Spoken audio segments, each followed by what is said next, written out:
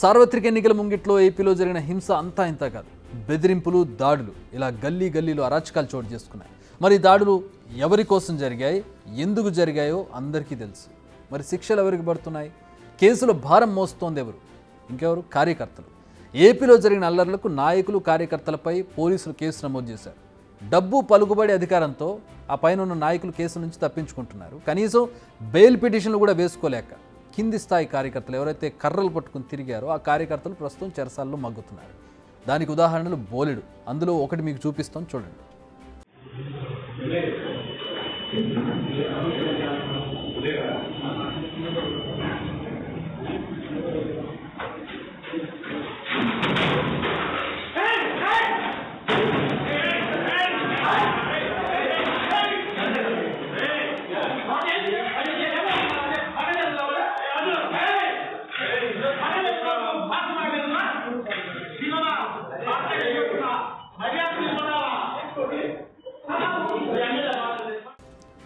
పిన్నెల్లి ఈవీఎంలను ధ్వంసం చేస్తున్న వీడియో చూశారుగా.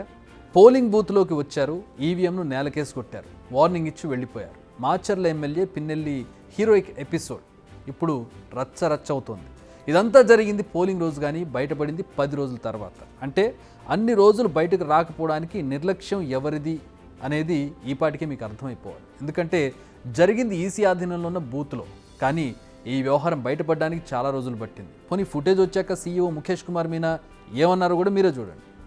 Election Commission has said that such type of incidents are very shameful incident in the sense that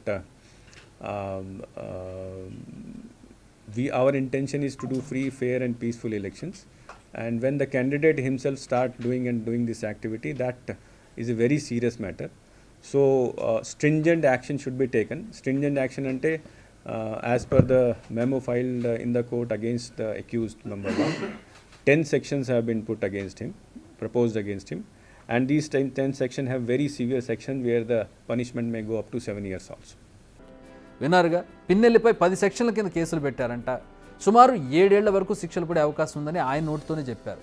మరి బయటపడి ఇన్ని రోజులు అవుతున్నా పిన్నెల్లికి శిక్ష ఏది అంటే ఇప్పుడు సమాధానం ఏది లేదు. ఎందుకంటే ఈసీ పోలీస్ వ్యవస్థ కన్నా ముందుగా దూసుకెళ్ళి ఏకంగా హైకోర్టులో ఆయన బెయిల్ పిటిషన్ పెట్టుకున్నారు. ఇంకా అరెస్ట్ కాలేదు, కనీసం పోలీస్ స్టేషన్ మెట్లు కూడా ఎక్కలేదు. ఆయన డైరెక్ట్గా హైకోర్టు నుంచి బెయిల్ తెచ్చుకున్నారు. ఎందుకంటే ఆయన పలుకుబడి ఉన్న నేత కాబట్టి, డబ్బు ఖర్చు పెట్టగలరు కాబట్టి. 1 కాదు 2 కాదు, ఏకంగా 3 కేసుల్లో ఒకే దెబ్బకు బెయిల్ వచ్చేసింది ఆయనకి. ఈవీఎం ధ్వంసం, టీడీపీ ఏజెంట్ నంబూరి శేషగిరిరావుపై దాడి, పోలింగ్ బూత్ వద్ద మహిళపై దుర్భాషలాడిన కేసు, కారంపూడిలో సీఐపై దాడి చేసిన కేసులు, ఇలా అన్నిటికీ బెయిల్ వచ్చేసింది. మరి సామాన్యుడికి ఇలాంటి న్యాయం ఉందా అంటే చెప్పలేం. ఓన్లీ ఫర్ వీఐపీస్ అనే పరిస్థితి ఇప్పుడు ఏర్పడింది. గులకరాయికి జైలు శిక్ష ఉంటుంది, కానీ వ్యవస్థలను ధ్వంసం చేసే వారికి బెయిలే ఉంటుందని మరోసారి నిరూపించినట్టయింది.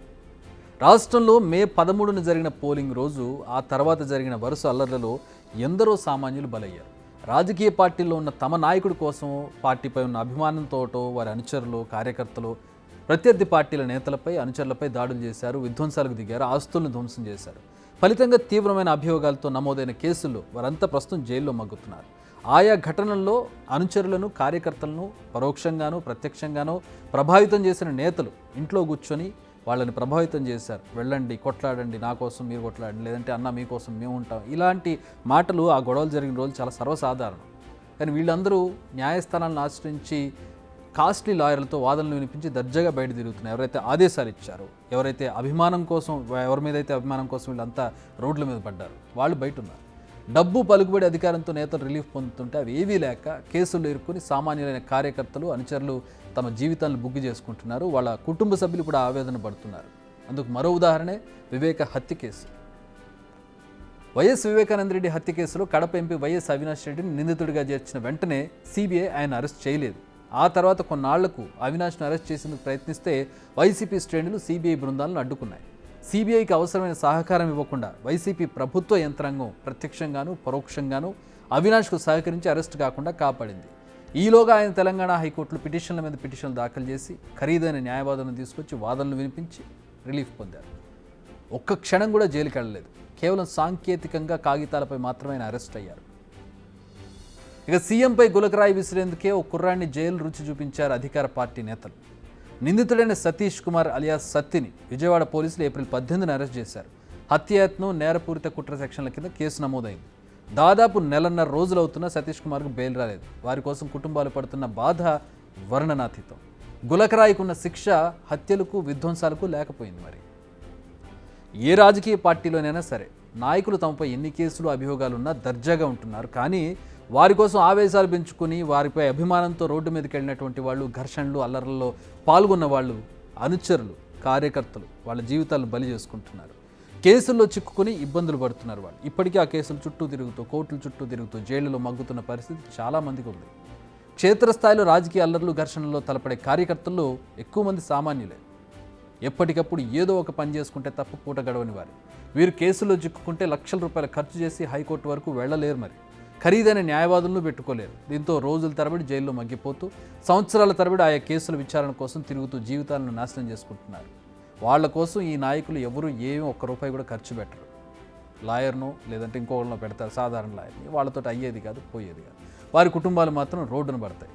ఎన్నికల్లో గెలిస్తే పదవులు, హోదాలు దక్కించుకొని అధికారం చెలాయించేది నాయకులైతే వారి కోసం కేసులు ఇరుక్కుపోయి జీవితాలను కోల్పోతుంది ఈ సామాన్య కార్యకర్తలే కదా.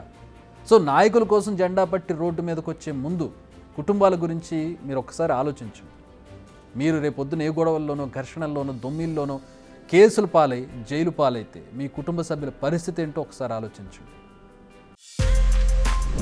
బిగ్ టీవీ అవుట్లుక్ కథనాలు నచ్చితే వెంటనే బిగ్ టీవీ ఛానల్ ను సబ్స్క్రైబ్ చేయండి.